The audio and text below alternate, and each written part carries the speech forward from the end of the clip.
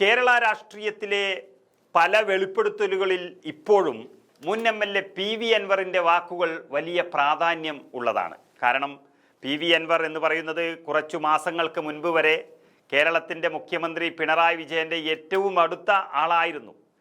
നൂറുകണക്കിന് തട്ടിപ്പു കേസുകളിൽ പ്രതിസ്ഥാനത്ത് നിൽക്കുന്ന ഒരു വ്യക്തി എന്നുള്ള നിലയിൽ പിണറായിയുടെ യഥാർത്ഥ കഥ പി.വി. അൻവറിന് നന്നായി അറിയാം. അത് ഏതൊക്കെ സമയത്ത് ഏതൊക്കെ കാര്യങ്ങൾക്ക് വേണ്ടി പുറത്തുവിടും എന്നുള്ളതാണ് കേരളം ഇങ്ങനെ ഉറ്റുനോക്കുന്നത്. നമുക്കറിയാം, തൃശ്ശൂർ പൂരം കലക്കിയതും ADGP അജിത് കുമാർ കേരളത്തെ RSSന് വിറ്റതും അതിന് മുന്നിൽ നിന്ന് കേരളത്തിലെ പോലീസ് സംവിധാനത്തെ എല്ലാം ക്രിമിനൽ വൽക്കരിച്ചതുമെല്ലാം പുറത്തു കൊണ്ടുവന്ന് പറഞ്ഞത് പി.വി. അൻവറാണ്. പോലീസ് സംവിധാനം, കേരളത്തിലെ ആഭ്യന്തര സംവിധാനം ഇത്രയും തകർന്നു എന്ന് കേരളത്തിലെ ജനങ്ങൾക്ക് കാണിച്ചു കൊടുത്തുകൊണ്ട് പിണറായി വിജയൻ്റെ ആപ്പീസ് പൂട്ടിച്ച നേതാവാണ് പി.വി. അൻവർ. അതുകൊണ്ട് തന്നെ അൻവറിൻ്റെ വാക്കുകളിൽ സത്യം ഏറെയുണ്ട് എന്നുള്ളതറിയാം.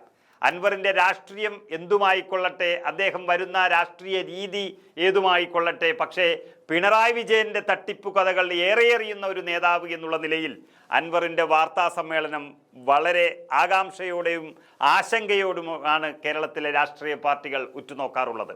ഇപ്പോഴിതാ പി.വി. അൻവർ വന്നിരിക്കുന്നു.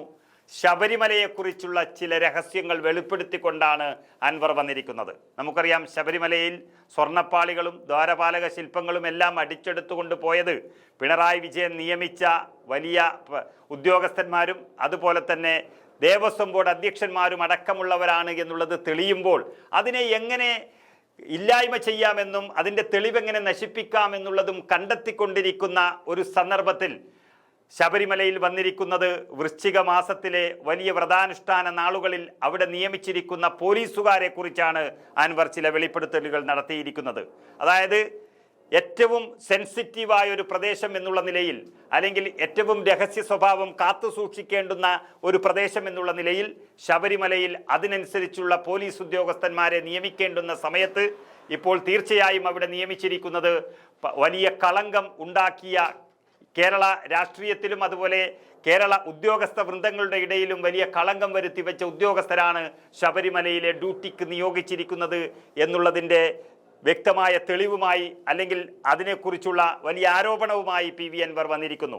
അതായത് പോലീസ് ഉദ്യോഗസ്ഥർക്ക് ചുമതല നൽകിയിരിക്കുന്നത് സുജിത് ദാസ് എന്ന മരം കട്ടതുമായി ബന്ധപ്പെട്ട കേസിൽ ഇതേ പി.വി. അൻവർ വലിയ രീതിയിൽ ആരോപണം ഉന്നയിച്ച് അവസാനം പണിഷ്മെന്റ് വാങ്ങിച്ച സുജിത് ദാസ് എന്ന IPSകാരന് നിയമനം നൽകിയിരിക്കുന്നത് സന്നിധാനത്ത് ആണ് എന്നുള്ളതാണ് വെളിപ്പെടുത്തിയിരിക്കുന്നത്.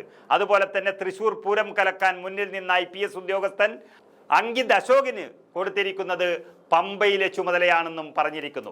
അങ്ങനെ IPS ഉദ്യോഗസ്ഥന്മാർ സംശയത്തിൻ്റെ നിഴലിൽ നിൽക്കുമ്പോൾ അവരെ തന്നെ പിടിച്ച് ശബരിമലയിലെ ചില കാര്യങ്ങൾ ഏൽപ്പിക്കുമ്പോൾ വീണ്ടും ശബരിമലയിൽ പലതും തട്ടിപ്പ് നടത്താനാണോ എന്നുള്ളൊരു സംശയം വിശ്വാസികൾക്ക് വന്നാൽ അവരെ കുറ്റപ്പെടുത്താനാകില്ല. അങ്ങനെയുള്ളൊരു സന്ദർഭത്തിലാണ് മുൻ MLA കൂടിയായ പിണറായി വിജയൻ്റെ എല്ലാ കാര്യങ്ങളും അറിയുന്ന പി.വി. അൻവർ മാധ്യമങ്ങൾക്ക് മുന്നിൽ വന്നിരിക്കുന്നത്. നമുക്ക് അദ്ദേഹത്തിൻ്റെ വാക്കുകൾ കേട്ടു നോക്കാം. ഈ പഞ്ചായത്ത് തെരഞ്ഞെടുപ്പിൻ്റെ ഇടയിൽ കേരളം ഗൗരവമായി ചർച്ച ചെയ്യേണ്ട ചില വിഷയങ്ങൾ കൈവിട്ടു പോയിക്കൊണ്ടിരിക്കുകയാണ്. അതിലെ പ്രധാന വിഷയം എന്ന് പറയുന്നത് ശബരിമലയുമായി ബന്ധപ്പെട്ട സ്വർണ്ണക്കവർച്ചയാണ്. ശക്തമായ ഹൈക്കോടതിയുടെ ഇടപെടലിൻ്റെ ഭാഗമായിട്ട് അന്വേഷണം നടന്നുകൊണ്ടിരിക്കുകയാണ്. ചില ആളുകളൊക്കെ അറസ്റ്റ് ചെയ്യപ്പെട്ടു, മറ്റു ചിലരൊക്കെ വീണ്ടും അറസ്റ്റ് ചെയ്യപ്പെടുമെന്ന ഒരു സാഹചര്യം മൊത്തത്തിൽ നിലനിൽക്കുന്നുണ്ട്. അന്വേഷണം ഏത് ഘട്ടത്തിലും അട്ടിമറിക്കപ്പെടും എന്ന് വിശ്വസിക്കുന്ന ആളാണ് ഞാൻ. കാരണം ഉദ്യോഗസ്ഥരിൽ നിന്ന് രാഷ്ട്രീയക്കാരിലേക്ക് അന്വേഷണം മാറിക്കൊണ്ടിരിക്കുകയാണ്. ഇവിടെ ശബരിമല വിഷയം പോലെ തന്നെ കേരളത്തിലെ എല്ലാ സർക്കാരിൻ്റെ കീഴിലുള്ള ദേവസ്വത്തിൻ്റെ കീഴിലുള്ള മലബാർ ദേവസ്വത്തിലടക്കം നിരവധിയായിട്ടുള്ള ഇത്തരത്തിലുള്ള കൊള്ളകൾ നടന്നുകൊണ്ടിരിക്കുന്നു എന്നാണ് പലരുമായി ബന്ധപ്പെട്ടപ്പോൾ നമുക്ക് മനസ്സിലാക്കാൻ സാധിച്ചിട്ടുള്ളത്. എങ്ങനെ ഇത് അട്ടിമറിക്കപ്പെടും, അന്വേഷണം അട്ടിമറിക്കപ്പെടും എന്നതിൻ്റെ കൃത്യമായ സൂചന ഇവിടെ പുതിയൊരു ഓർഡറിൽ, സർക്കാരിൻ്റെ പുതിയൊരു ഓർഡർ ഇറങ്ങിയിരിക്കുന്നു. ശബരിമലയുമായി ബന്ധപ്പെട്ട് ഇപ്പോൾ സീസൺ ആരംഭിക്കുകയാണ്. ഇതിലേക്ക് ചാർജ് കൊടുത്തിരിക്കുന്ന ഉദ്യോഗസ്ഥന്മാർ,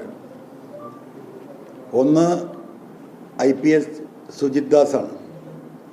അദ്ദേഹത്തിന് കൊടുത്തിരിക്കുന്നത് ഈ പറയുന്ന സന്നിധാനത്താണ്. ഇന്നലെ ഇറങ്ങിയ ഓർഡറാണ്. അതുപോലെ മറ്റൊരു വ്യക്തി ഇതേ കാറ്റഗറിയിലുള്ള പൂരം കലക്കാൻ നേതൃത്വം നൽകിയ തൃശ്ശൂരിലെ അന്നത്തെ കമ്മീഷണർ കൂടിയായ അൻകിട്ട് അശോകൻ, അദ്ദേഹത്തിന് പമ്പയിലാണ് ചാർജ്. അതോടൊപ്പം ഇവർക്ക് ആവശ്യമായിട്ടുള്ള ഉദ്യോഗസ്ഥന്മാരെ കൂടി ഇത്രയും കറപ്റ്റഡായ, ഇത്രയും ആരോപണ വിധേയരായിട്ടുള്ള ഉദ്യോഗസ്ഥന്മാരെ ശബരിമലയിൽ ഇത്രയും വലിയ ഒരു വിഷയം സങ്കീർണമായി അന്വേഷണം SIT നടത്തിക്കൊണ്ടിരിക്കെ എന്തിന് കേരളത്തിലെ പൊതുസമൂഹം കൃത്യമായും കുറ്റവാളികളെന്ന് തിരിച്ചറിയപ്പെട്ട 2 പോലീസ് ഉദ്യോഗസ്ഥർ അജിത് കുമാറിനെ കൂടെ നിന്നുകൊണ്ട് പൂരം കലക്കാൻ എല്ലാവിധ ഗൂഢാലോചനകളും നടത്തി അത് വളരെ സക്സസ്ഫുള്ളാക്കി BJPക്ക് അനുകൂലമായ സാഹചര്യം സൃഷ്ടിക്കാനുള്ള എല്ലാ വഴികളും ഒരുക്കി കൊടുത്ത ആളാണ് അങ്കിത് അശോകൻ. അദ്ദേഹത്തെയും ഈ പറയുന്ന കോഴിക്കോട് എയർപോർട്ടുമായി ബന്ധപ്പെട്ട് ഇപ്പോൾ ഹൈക്കോടതിയിൽ കേസ് നടക്കുകയാണ്. സുജിത് ദാസ് IPSന്റെ പേരിലുള്ള SIT കൊടുത്ത അന്വേഷണ റിപ്പോർട്ട് ചോദ്യം ചെയ്തുകൊണ്ട്, അദ്ദേഹത്തിന് ക്ലീൻ ചീറ്റ് കൊടുത്ത ചോദ്യം ചെയ്തുകൊണ്ടുള്ള ഫയല് അവിടെ നിലനിൽക്കുമ്പോൾ ആ 2 ഉദ്യോഗസ്ഥരെയും തന്നെ എന്തിനു വേണ്ടിയിട്ട് ഈ പറയുന്ന ശബരിമലയിൽ പോസ്റ്റ് ചെയ്തു എന്നത് കേരളത്തിലെ ജനങ്ങൾക്ക് അറിയേണ്ടതുണ്ട്.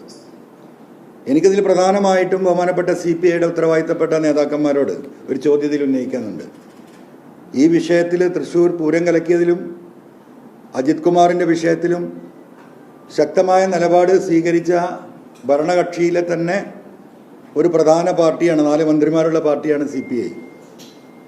ഈ പോസ്റ്റിംഗ് CPI അറിഞ്ഞിട്ടുണ്ടോ?